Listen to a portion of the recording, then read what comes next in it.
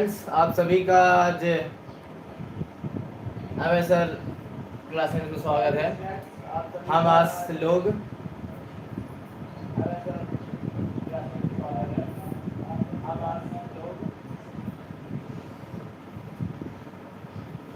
आज हम लोग गॉस का प्रमेय मतलब गॉस थ्योरम एंड उसके अनुप्रयोग के बारे में और कुछ न्यूमेरिकल जानेंगे। क्योंकि क्लास की जो रेशियो वो थोड़ी सी बिगड़ गई है, हमने क्लास सेट करते समय ध्यान नहीं दिया है। अपने मोबाइल में देख रहे हो या लैपटॉप में देख रहे हो, ठीक है, उसको एक्सचेंज करके आप देख सकते हैं। अगली वाली क्लास में ऐसी गड़बड़ी नहीं होगी, ठीक है। तो चलते हैं, हम क्लास को स्टार्ट करते हैं। जो लोग ज्वाइन नहीं हुए उनको ज्वाइन कर लीजिए। ग्रुप में मैसेज नोटिफिकेशन मैंने भेज दिया है और आप लोग भी अपने ग्रुप में नोटिफिकेशन भेज सकते हैं। तो हम चलते हैं, क्लास के स्टार्ट करते हैं। और क्लास स्टार्ट करते समय आप सबसे पहले वीडियो को लाइक कर दीजिए। चैनल को यदि आप सब्सक्राइब नहीं किए सब्सक्राइब करके और शेयर कर दीजिए वीडियो को। सबसे पहला इंपॉर्टेंट चीज वीडियो को शेयर करना होता है, ठीक है। जो भी आपके पास छोटी मोटी ग्रुप हो सब में आप शेयर कर दीजिए। तो सबसे पहले हम गॉस के थ्योरम के बारे में जानते हैं। हमने इलेक्ट्रिसिटी के कॉन्सेप्ट को जाना था। पिछले वाले वीडियो में पढ़ा होगा, जाकर के आप देख सकते हैं। हमारे प्लेलिस्ट में आप जानेंगे, जब चैप्टर 1 डालेंगे उसमें आ जाएगा, ठीक है। तो हम जल्दी स्टार्ट करते हैं। तो सबसे पहले हम जानते हैं, आज गॉस का थ्योरम जानने से पहले तो उसके फ्लक्स के बारे में जाना है, ठीक है। वैद्युत फ्लक्स, इलेक्ट्रिक फ्लक्स के बारे में हम जानेंगे। तो सबसे पहला पॉइंट हम जानते हैं वैद्युत फ्लक्स के बारे में। मैं चूंकि बोलूंगा, ठीक है, और यदि हमारी रिकॉर्डेड क्लास होती तो उसमें हम नीचे फोटोज पे इमेज दे देते हैं, परंतु ये लाइव क्लास है इसलिए इमेज नहीं बनेगा। बस आप कॉन्सेप्ट को समझिएगा। आपके पास नोट्स होगा, आप उस नोट से यदि आप मैच करेंगे तो हो जाएगा, ठीक है। लेकिन हमारी कई बातों को यदि आप लिखना भी स्टार्ट करते तो भी एक नोट्स बन जाएगा, हाँ। लेकिन ये रिवीजन क्लासेस है इसलिए कोई दिक्कत नहीं होना चाहिए। सबसे पहले हम स्टार्ट करते हैं आपके लिए वैद्युत फ्लक्स। तो वैद्युत फ्लक्स में सबसे पहला पॉइंट आपको देखना क्या, देखिए,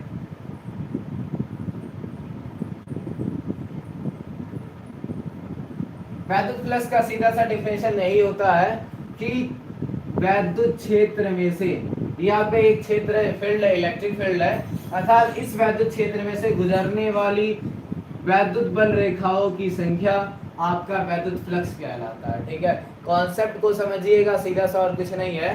सबसे पहला पॉइंट हमने क्या बताया, वैद्युत क्षेत्र में से होकर गुजरने वाली वैद्युत बल रेखाओं की संख्या को हम क्या कहते हैं, वैद्युत फ्लक्स कहते हैं, ओके। पॉइंट को समझिएगा और कोई दिक्कत नहीं है, डेफिनेशन वैसे भी याद हो जाएगा। सबसे पहला हमने क्या बताया, वैद्युत क्षेत्र में से गुजरने वाली वैद्युत बल रेखाओं की संख्या क्या कहलाएगी, वैद्युत फ्लक्स कहलाती है, ठीक है। कॉन्सेप्ट का बात करें यदि इंग्लिश में, तो इलेक्ट्रिक फील्ड से गुजरने वाली number of electric field lines is called electric flux. इसे डिनोट किससे करते हैं, तो फाई से। अब चूंकि वैद्युत फ्लक्स है इसलिए हम यहाँ ए लिखते हैं। यदि हम चुंबकीय क्षेत्र का बात करेंगे तो चुंबकीय क्षेत्र में हम फाई बी लिखते हैं, ओके। ध्यान दीजिएगा, फाई ई कब लिखा जाता है, जब आपका वैद्युत क्षेत्र होता है, और फाई बी कब लिखा जाता है, जब आपका वैद्युत क्षेत्र होता है।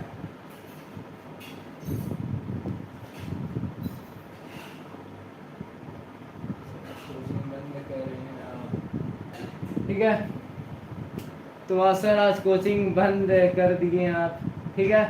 लाइव क्लास में आपको ज्वाइन कर रहे थे इसीलिए हमने क्योंकि बंद किया हुआ है कोचिंग, इसका कोई दिक्कत नहीं है। तो सीधा सा पॉइंट देखिएगा, वैद्युत फ्लक्स का सीधा सा डिफिनेशन हमने बता दिया कि वैद्युत क्षेत्र में से गुजरने वाली बल रेखाओं की संख्या मतलब वैद्युत बल रेखाओं की संख्या क्या कहलाती है, वैद्युत फ्लक्स। सीधा सा पॉइंट है, हाँ। फाई बराबर मैं फॉर्मूला बता देता हूँ आपको, E × ds होता है या फिर EDA होता है, हाँ। EDA रखिए या फिर S रखिए, S और DA में कोई अंतर नहीं होता है। इसका भी क्षेत्रफल, दोनों में क्षेत्रफल ही रहता है, और E का होता है वैद्युत क्षेत्र, इलेक्ट्रिक फील्ड। और यहाँ पे एक डॉट प्रोडक्ट होता है, जैसे ही हम डॉट प्रोडक्ट को हटाते हैं तो डॉट प्रोडक्ट हटाने पे आपके पास चला आता है cos थीटा, ठीक है। कॉन्सेप्ट को बस याद रखिएगा, फाई बराबर EDA या फिर EDS होता है, डॉट को हटाते समय हम क्या लगा देते हैं, cos थीटा लगा देते हैं। बस वैद्युत फ्लक्स का इतना डिफिनेशन था, आपको याद हो जाना चाहिए। सीधा सा पॉइंट हमने क्या बताया, वैद्युत क्षेत्र में से गुजरने वाली बल रेखाओं की संख्या क्या कहलाती है, वैद्युत फ्लक्स कहलाती है, ठीक। अगला पॉइंट हम जानते हैं, आगे की तरफ चलते हैं। तो वैद्युत फ्लक्स आपको जानना इसलिए इंपॉर्टेंट था क्योंकि गॉस के थ्योरम में मतलब गॉस की प्रमेय में आपका सबसे मेन पॉइंट यही आने वाला है, ठीक है। सबसे पहले हम गॉस के प्रमेय को जानते हैं, तो गॉस के प्रमेय को आप जानिए सबसे पहला पॉइंट, फिर उसके महत्वपूर्ण प्रमेय को बस अनुप्रयोग को जानेंगे। गॉस का प्रमेय देखिएगा, गॉस के प्रमेय में कुछ करना नहीं रहता है, सीधा सा पहली बात आप इसे गोज करके थोड़ा ऐसे चित्र बनाना होता है, जैसा आपका चित्र बन सके वैसे आप बना दीजिए। हाँ, गोज गाज के आपको चित्र बनाना है जैसे आप बना सकते हैं। हाँ, लेकिन ये पृष्ठ बंद होना चाहिए। गॉस ने यही परिकल्पना की थी कि जो आपका पृष्ठ रहेगा वो बंद रहेगा, ठीक है। वो जो पृष्ठ हम रखेंगे वो कैसा पृष्ठ रहेगा, बंद रहेगा। और बंद पृष्ठ में यहाँ पर एक क्षेत्रफल मान लेते हैं जिसको हम क्या मान लेते हैं, देखिए यहाँ पे एक केंद्र का जिसको मान लेते हैं ओ, ठीक है। और यहाँ से यहाँ तक के डिस्टेंस को हम क्या मान लेते हैं, आर। इतना सा पॉइंट आपको बस समझना है कि एक आप चित्र बनाएंगे जिसमें आप किसी भी तरह गोज गाज करके एक काल्पनिक पृष्ठ बनाना है, मतलब वो बंद पृष्ठ होना चाहिए। उसके लिए केंद्र में एक ओ रहेगा, आर दूरी पे क्षेत्रफल हम क्या मान लेते हैं, डी है, ठीक है। और उसमें से जो गुजरने वाले वैद्युत क्षेत्र है वो क्या मान लेते हैं, ई हम मान लेते हैं। यहाँ पे क्या है आपके पास, वैद्युत क्षेत्र है। वीडियो की क्वालिटी यदि आपकी कम होगी तो नहीं दिख रही होगी, लेकिन आप वीडियो की क्वालिटी यदि अपनी बढ़ा लेंगे तो डायग्राम अच्छे से दिखेगा, ठीक है। 720 या 360 या 1008 पे करेंगे, मतलब 1080 पे भी करेंगे तो आपको अच्छे से वीडियो क्वालिटी दिख जाएगी। हाँ, तो आपके पास ये चित्र हो जाएगा डायग्राम। उसके बाद क्या करेंगे, एक पॉइंट P मान लेते हैं और इसकी, अब देखिएगा इसका डिफरेंशियल जो लिखेंगे वो क्या लिखेंगे कि किसी बंद पृष्ठ में, याद करिएगा, किसी बंद पृष्ठ में, हाँ किसी बंद पृष्ठ में क्षेत्रफल डीए है और इसका वैद्युत फ्लक्स क्या होगा, फाई, मतलब डीए क्षेत्रफल में से गुजरने वाले जो वैद्युत बल रेखा है इसकी संख्या वो क्या होगी, फाई। उस पर जो आवेश होगा Q का 1/ε0 गुना होता है। ऐसा गॉस ने बताया था। क्या बताया मैंने, किसी बंद या किसी काल्पनिक बंद पृष्ठ में वैद्युत फ्लक्स उस पर उपस्थित आवेश का 1/ε0 गुना होता है। क्या बताया मैंने, वैद्युत फ्लक्स फाई उस पर उपस्थित आवेश Q का 1/ε0 क्या होता है, गुना होता है। कॉन्सेप्ट को समझिएगा, ठीक है। सीधा सा मैंने क्या बताया कि वैद्युत फ्लक्स फाई आवेश Q का 1/ε0 गुना होता है, ये ऐसा गॉस ने बताया था। और यदि हम इसके प्रमेय की व्युत्पत्ति का बात करें, व्युत्पत्ति में यदि हम जाते हैं तो कुल मिला जुला के सीधा सा पॉइंट कहना है, E बराबर, यदि आप पढ़े होंगे पीछे की तरफ तो ठीक है, नहीं पढ़े होंगे तो आप मेरी क्लास को जा करके देख सकते हैं। 1/4πε0 Q/r², ये आपका E बराबर वैद्युत क्षेत्र बराबर ये फॉर्मूला होता है, E बराबर 1/4πε0 Q/r², ये E बराबर फॉर्मूला होता है, ठीक। इसके बाद अभी हमने बताया है जस्ट फाई बराबर क्या बताया हमने, EDA बताया या फिर DS बताया है, हाँ उसका कोई दिक्कत नहीं है। और साथ साथ में मैंने क्या बताया था, cos थीटा। कुछ करना नहीं है, बस E के जगह पे इस पूरे वैल्यू को पुट कर देना है, मतलब 1/4πε0 Q/r², यहाँ पे रहेगा DA, फिर क्या रहेगा cos थीटा। सपोज करिए जब क्षेत्रफल कम होगा तो फ्लक्स की संख्या भी कम होगी, तो हम यहाँ क्या मान लेते हैं, डी फाई। दोनों पक्षों का हम यहाँ समाकलन कर लेंगे,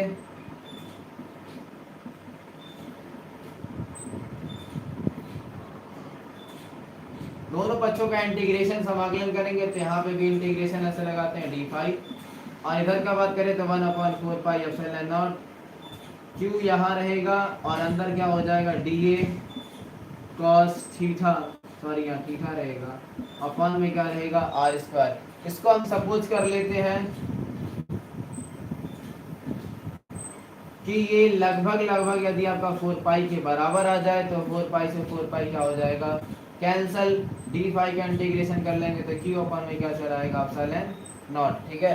ये आपको कॉन्सेप्ट आ रहा होगा क्योंकि ये सीरियस पॉइंट ही पढ़ाया गया है, हाँ कोई दिक्कत नहीं है, सीरियस है। E बराबर 1/4πε0 Q/r², फाई बराबर होता है EDA cos थीटा। E के जगह ये पूरी वैल्यू पुट कर देंगे, दोनों पक्षों का समाकलन करेंगे तो यहाँ इंटीग्रेशन लगाएंगे, डी फाई लिखेंगे, 1/4 पाई एप्सिलॉन नॉट वही रहेगा, क्यू भी वही है, अपॉन में देखिए D A cos theta upon में आर स्क्वायर भी वही है, बस ये पूरा किसके इक्वल में हो जाएगा, 4 पाई के 4 पाई से 4 पाई कैंसिल करेंगे तो क्यू बटे में क्या बचेगा, एप्सिलॉन नॉट। ये आपका फॉर्मूला प्रूव हो जाएगा। ठीक है, ऐसा गॉस ने बताया था कि आवेश क्यू का 1/एप्सिलॉन गुना होता है। ठीक, अब हम अगला टॉपिक जानते हैं, गॉस के प्रमेय का अनुप्रयोग।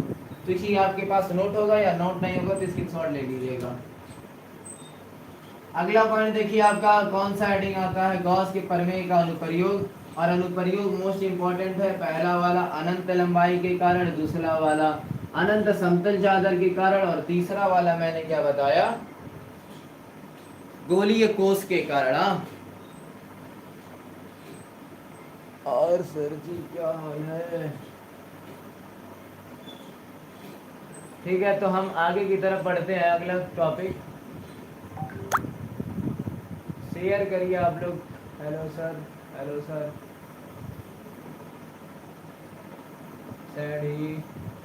ठीक है, तो हम अगला चलते हैं, क्योंकि ज़्यादा लोग वास्ट टाइम नहीं कर रहे हैं।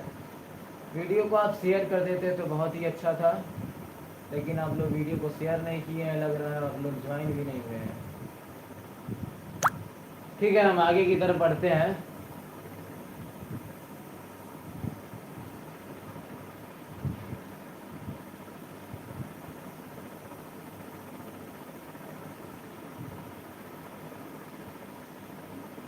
चलते हैं आगे की तरफ।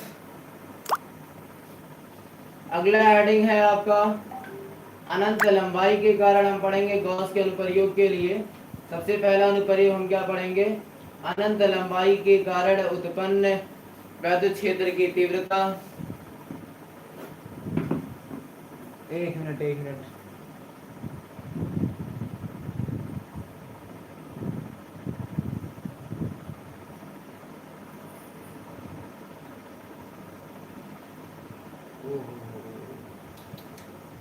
ठीक, अगला पॉइंट देखते हैं अनंत लंबाई के कारण।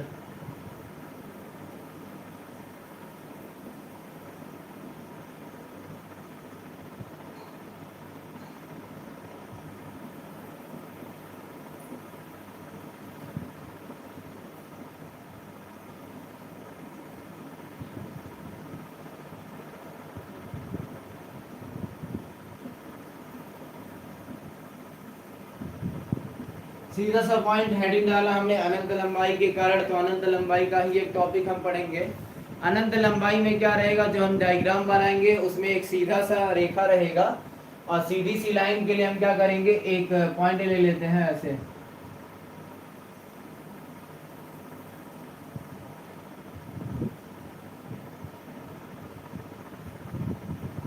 देखिए, एक सीधा सा हमने लाइन लिया, और हर एक लाइन पे आपका प्लस प्लस का चार्ज रहेगा। प्लस का चार्ज होने के वजह से ये चारों ओर गॉसियन पृष्ठ की कल्पना करेगा, गॉसियन पृष्ठ की ये कल्पना करेगा। इसमें आपको क्या करना है कि एक सीधा सा रेखा लेना, मतलब एक सीधी सी वायर लेनी। मान लीजिए आपके पास एक वायर है, और इस वायर के कारण चारों ओर एक गॉसियन पृष्ठ की क्या होगी, निर्माण होगा। मतलब ये आपके पास लाइन है या फिर एक आपके पास तार है, इसके चारों ओर आवेश के कारण क्या उत्पन्न हो जाएगा, गॉसियन पृष्ठ निकल जाएगा। चारों ओर एक गॉसियन पृष्ठ की हम कल्पना कर लेते हैं, इसलिए उसको हम डैश डैश डैश से भी लगाते हैं, कहीं कहीं आप देखेंगे तो, क्योंकि काल्पनिक पृष्ठ होती है, इसलिए हम डैश डैश लगा देंगे। हाँ, अब क्या लेंगे हम, ये मान लें कि इसके किसी एक छोटे से क्षेत्रफल जिसका नाम डी हो, और इसके कारण क्या हो जाएगा आपके पास E, मतलब वैद्युत क्षेत्र कितना हो जाएगा E, और पृष्ठ क्या हो जाएगा आपके पास dA हो जाएगा। मतलब जो क्षेत्रफल है वो क्या मान लेते हैं, dA मान लेते हैं, और यहाँ से यहाँ तक की डिस्टेंस को हम क्या मान लेते हैं, सब कुछ कर लेते हैं R हो। ठीक, तो हम इस पे जब प्रूव करेंगे तो सीधा से इसका पॉइंटेबल बात आप समझिएगा। यहाँ पे लिखेंगे क्या, माना एक L लंबाई की तार है जिस पर समान रूप से प्लस प्लस प्लस प्लस मतलब धनावेश उपस्थित है, जिसके कारण उसके चारों ओर एक गॉसियन पृष्ठ का क्या होता है, निर्माण होता है। ठीक, गॉसियन पृष्ठ का क्या हो जाएगा, यहाँ पे निर्माण होगा।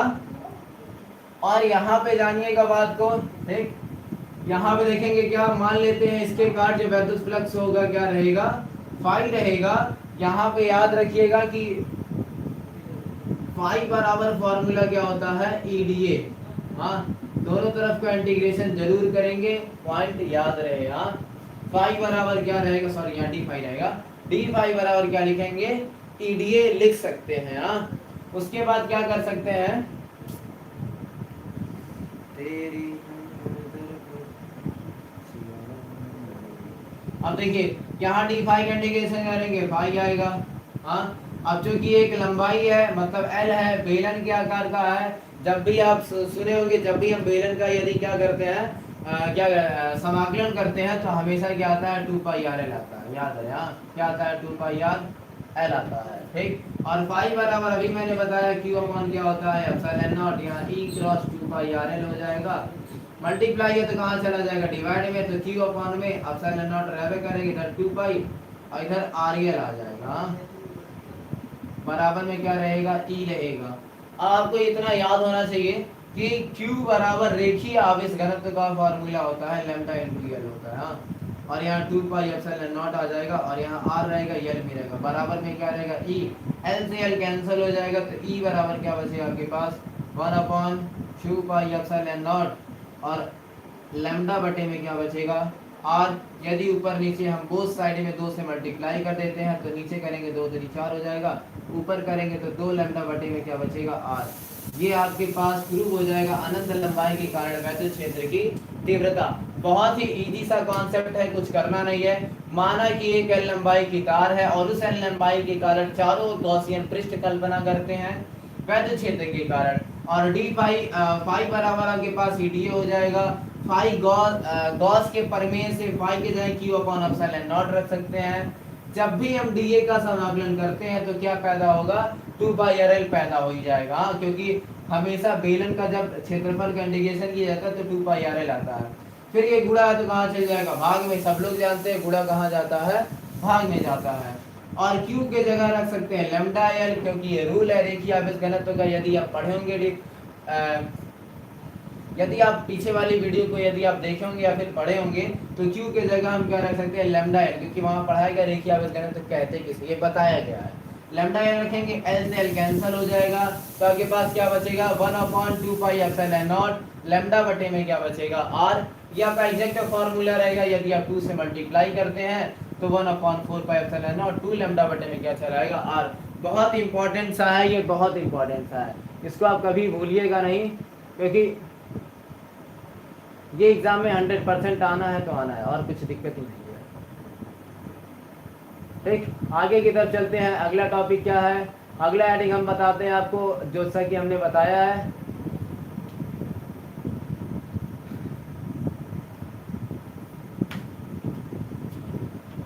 अगला पॉइंट, अनंत समतल चादर के कारण उत्पन्न वैद्युत क्षेत्र। ठीक है, अनंत समतल चादर के कारण उत्पन्न वैद्युत क्षेत्र।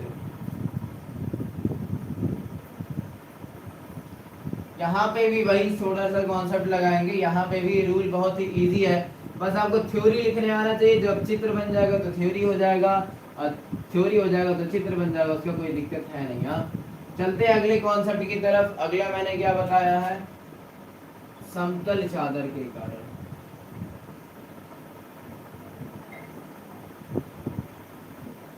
समतल चादर के कारण वैद्युत क्षेत्र की तीव्रता। समतल चादर देखेंगे तो मान लेते हैं एक चादर ले लेते हैं, ठीक, और वो चादर कैसा रहता हो, वो चादर यदि समतल रहता हो, और समतल चादर के कारण हम देखेंगे कि क्या वैद्युत क्षेत्र उत्पन्न हो रहा है या फिर नहीं हो रहा है। तो मान लेते हैं हम कोई समतल चादर ले लेते हैं, जैसा कि यहाँ पे हमने ले लिया।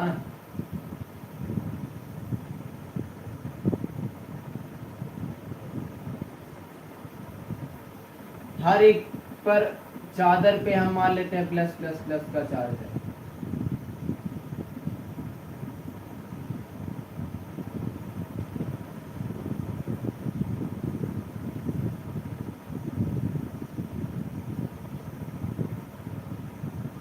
देखिएगा पॉइंट वाला चीज, सपोज करिए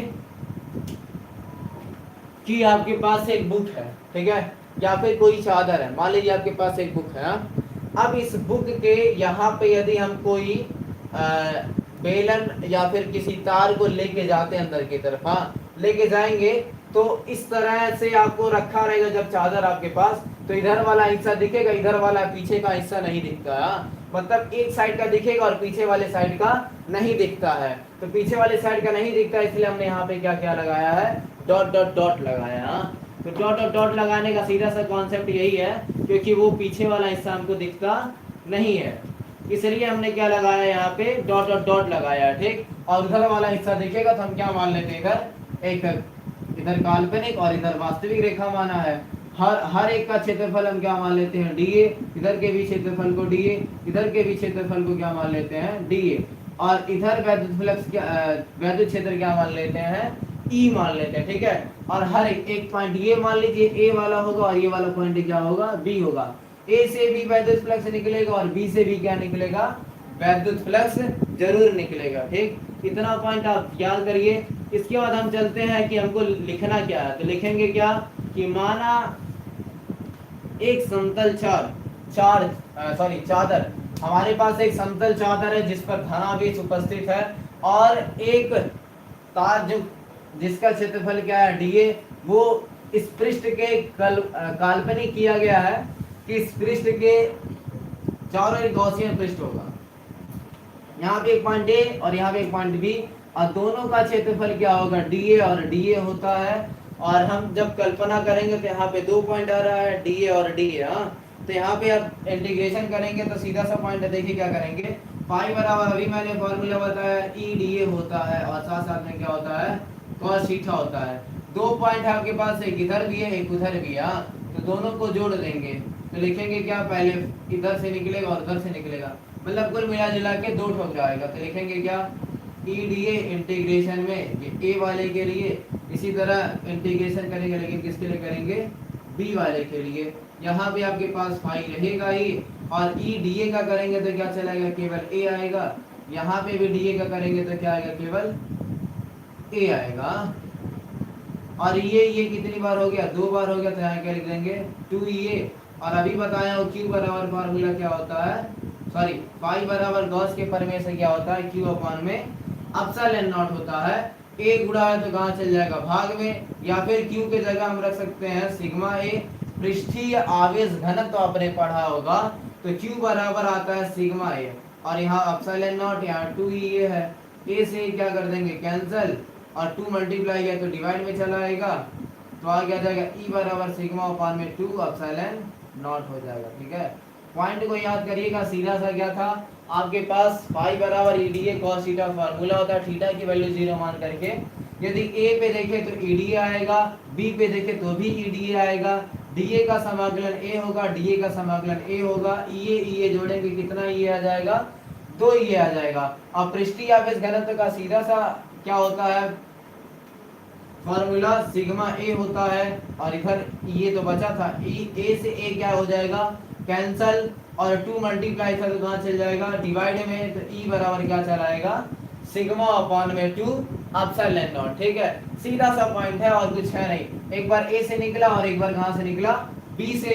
ए वाले से निकला तो ई ए, बी वाले से निकलेगा तो भी ई ए, जोड़ देंगे 2 आ जाएगा, गुणा कहाँ चल जाएगा, भाग में, और क्यू बराबर सिग्मा ए तो होता ही है, ए से क्या हो जाएगा, कैंसल। तो ये आपका दूसरा अनुप्रयोग था जो कि मोस्ट वांटेड था, ये भी आने का काम करता है। और तीसरा अनुप्रयोग मैं बता देता हूँ, तीसरे अनुप्रयोग में क्या है,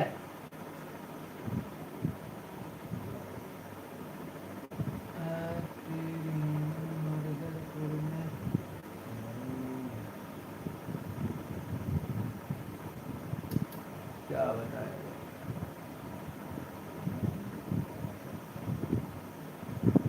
चलते हैं अगले टॉपिक की तरफ।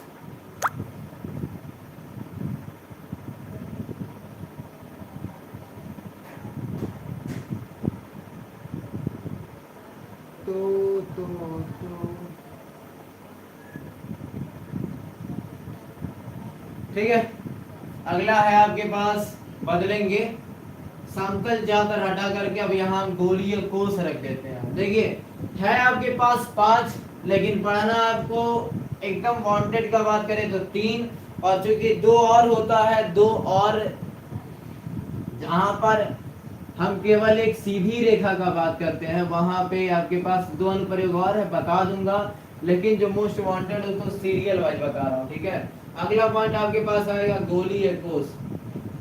क्या लिखेंगे? गोलीय कोष। हाँ, इसका थ्योरी कैसे लिखना तो मैं बता देता हूँ आपको सीधा सा। एक कल्पना करना है, एक हमारे पास गोला चीज था। क्या था? कोई गोलीय पदार्थ था या गोलीय कोष था।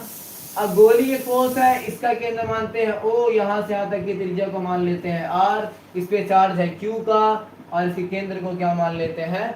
O मान लेते हैं। अब इस गोले के कारण यहाँ पे एक गॉसियन पृष्ठ आएगा।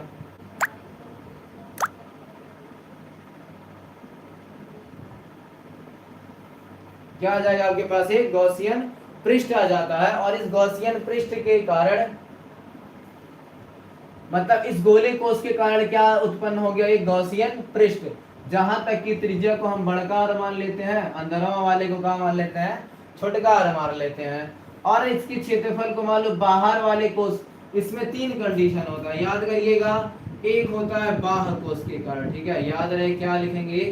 बाह्य कोष में। हाँ, बाहर कोष मतलब गोले के कहाँ रखेंगे? बाहर की कल्पना करते हैं। इस गोलीय कोष के कारण बाहर एक पॉइंट है, जहां पे हम क्या रखेंगे? वैद्युत क्षेत्र की तीव्रता निकालेंगे। जो रखा हुआ हूं मैं पॉइंट, वो क्या है आपके पास? बाहर, जिसका क्षेत्रफल क्या है? डीए है। मान लेते हैं कि वो बाहर रखे हुए हैं। जो कोष हमने रखा वो कहाँ रख दिया? बाहर की तरफ हमने रख दिया।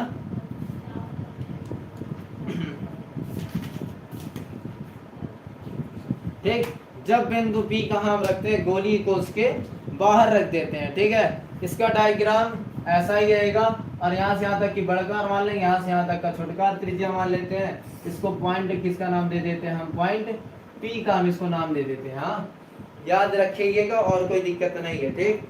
अब इसको जब प्रूव करेंगे तो प्रूव करने का इसमें भी ज्यादा बड़ा मेथड नहीं है, छोटा सा ही है। अभी मैं बताया हूँ कि फाई बराबर फॉर्मूला क्या होता है? EDA। सब में यही लग रहा है, cos थीटा। यहाँ पे भी इंटीग्रेशन करेंगे, सीधा सा पॉइंट है। ये डी फाई मान लेते हैं, यहाँ इंटीग्रेशन कर लेते हैं। डी फाई ई थीटा को मान लेते हैं 0, क्या बचेगा आपके पास? D A. दोनों पक्षों का मैंने इंटीग्रेशन किया। डी फाई का करूंगा तो क्या आएगा? फाई आएगा।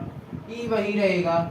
डी ए का यदि हम समाकलन करेंगे तो क्या चलाएगा? 4 पाई आर स्क्वायर। आपको याद होना चाहिए कि किसी भी गोले का जब समाकलन करते हैं, उसके क्षेत्रफल का फॉर्मूला क्या आ जाएगा? 4 पाई आर स्क्वायर। सब लोग पढ़े होंगे, क्लास 8 में ही पढ़े होंगे, 7 में ही पढ़े होंगे। मान लीजिए 9th 10th में नहीं मैथ पढ़ा किसी ने, यदि पढ़ा भी होगा तो पता होगा कि गोली कोष के क्षेत्रफल का फॉर्मूला 4 पाई आर स्क्वायर होता है। ये मल्टीप्लाई है तो कहाँ चला जाएगा? डिवाइड में। 5 के जगह रख लेंगे क्यू अपन ऑप्शन है नॉट, गॉस के प्रमेय से। और ये गुणा कहाँ चला आएगा? भाग में। क्या बचेगा? 4 पाई आर स्क्वायर। बराबर में क्या रहेगा? ई। यदि शांतियता पूर्वक, स्पष्ट पूर्वक रखें तो 4 पाई एप्सिलॉन नॉट, और यहाँ क्यू बटे में क्या चला आएगा? आर स्क्वायर आ जाएगा, ठीक है। पॉइंट को याद करिएगा, यहाँ पे क्या चलेगा? केवल आर स्क्वायर आ जाता है, ठीक है। यदि जब कब आता है? जब गोलीय कोष या P बिंदु कहाँ रहता है? गोले के बाहर रहता है, तब आपका एक फॉर्मूला आता है E बराबर 1/4 पाई एप्सिलॉन नॉट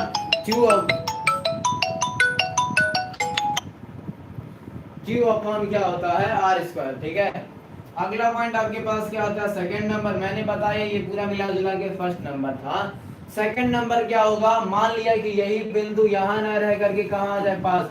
आपने देखा होगा कि कोई चीजें दूर तो रहते हैं लेकिन धीरे धीरे पास आती रहती है। दुश्मनी चाहे जितनी हो जाए, लेकिन कुछ न दिन बाद वो पास आती पास आ जाती है एकदम। तो पॉइंट यही याद रखिएगा, पॉइंट को आप याद रखिएगा कि चाहे जितना दूर चले जाओ, आना तो तुमको पास में ही है। तो सीधा सा है, एक डीए सबसे बाहर था, और पास आते आते आते अब कहाँ चला आएगा? एक पृष्ठ पे आ जाता है। तो मान लेते, कल्पना कर लेते ये यहाँ ना होकर के कहाँ रहता हो? इसी पे रहता हो। हाँ, तो चित्र में हम छेड़छाड़ करेंगे, लेकिन थोड़ा सा छेड़छाड़ करेंगे, यहाँ ना होकर के कहाँ आ जाएगा? ओहो, क्या है भाई साहब, ऐसा कौन सा व्यक्तित्व है?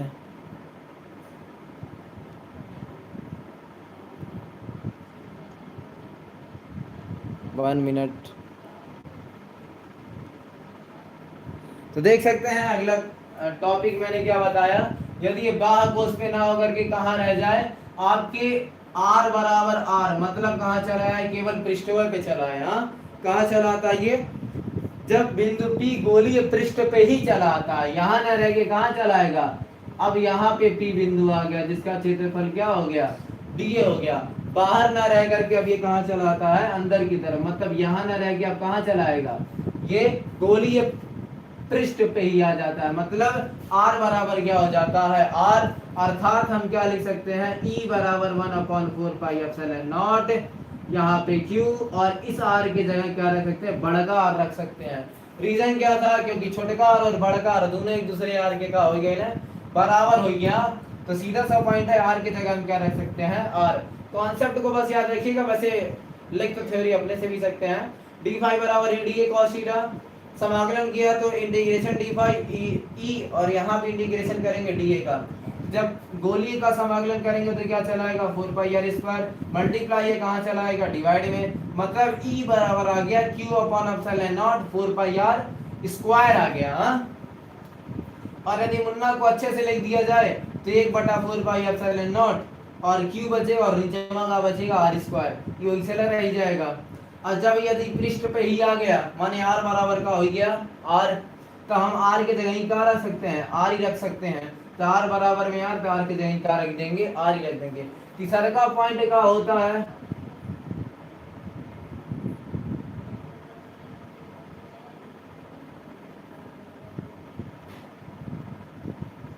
तीसरा पॉइंट देखिए, ये तो था बहुत दूर, आया पास, ये हो गया फॉर्मूला। यदि और अंदर घुस जाए, मतलब ये और अंदर चला रहा है, याद रखिएगा बात को। अब ये यहाँ चला रहा है, जिसको हम क्या मान लेते हैं, पॉइंट P। याद करिएगा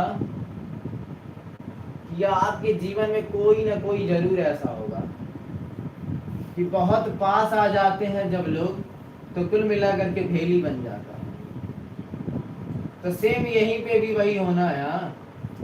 दुश्मनी थी तो यहाँ, और पास आया तो पृष्ठ, और पास आया तो कुल मिला जुला के 0, ज्यादा पास नहीं आना चाहिए। ठीक है, मतलब यही कहना है कि यदि जनरल लाइफ से जोड़ा जाए तो कल्पना यही करिएगा कि r अब ऐसा कंडीशन होने का मतलब बहुत ही अंदर आ जाना, बहुत ही अंदर आ जाना। जब P बिंदु कहाँ, मतलब जब P गोलीय कोश कहाँ चलाए, एक कदम अंदर ही आ जाए, अंदर ही आ जाए, मतलब अब छोटका आर की जगह ही आ जाए। ठीक है, मतलब सबसे बड़ा त्रिज्या था बड़का आर, ओकरे बाद का हो गया नीचे अंदरवा आ गया, मतलब यहाँ पे आर चलाया था। हम यहाँ क्या लिख सकते हैं, जब बिंदु P कहाँ हो जाती है, अंदर आ जाती है, कोश के अंदर। हाँ, बिंदु P कहाँ जाती है, कोश के अंदर,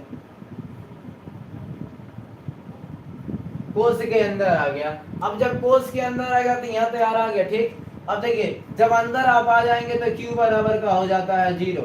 याद रहे किसी भी गोलीय पृष्ठ में यदि समान चार्ज है तो अंदर आप चाहे जहां रहिए, आपका कुल मिला जुला के कोई पावर ओवर है नहीं। हाँ, यदि आप किसी के एरिया में रह के काम करते होंगे तो आपका पावर शून्य होता होगा, क्योंकि जहां पे है Q वहां पे इस पूरे के अंदर कोई भी बिंदु रख दीजिए, किसी भी बिंदु पे हमेशा चार्ज क्या आएगा, Q आएगा, क्योंकि वो क्षेत्र उसका है, उसके क्षेत्र में आप कुछ कर ही नहीं सकते हैं। तो Q बराबर क्या चला आएगा, 0। तो इस Q के जगह हम क्या रख सकते हैं, ये Q लीजिए चाहे E Q लीजिए, बस ये है। हाँ, Q बराबर 0 तो सब भेली, क्या कि गुणा में यदि एक लोग खत्म तो सब खत्म हो जाता है। हाँ, तो यदि ये 0 तो पूरा मिला जुला के 0। हाँ, जब क्या होगा Q बराबर 0 तो E बराबर भी क्या हो जाएगा, 0। इस वाले में कुछ करना ही नहीं रहता। ठीक है, लिखते क्या है, मान लिया कि कोश केंद्र O से R एक बिंदु है। ठीक है, R त्रिज्या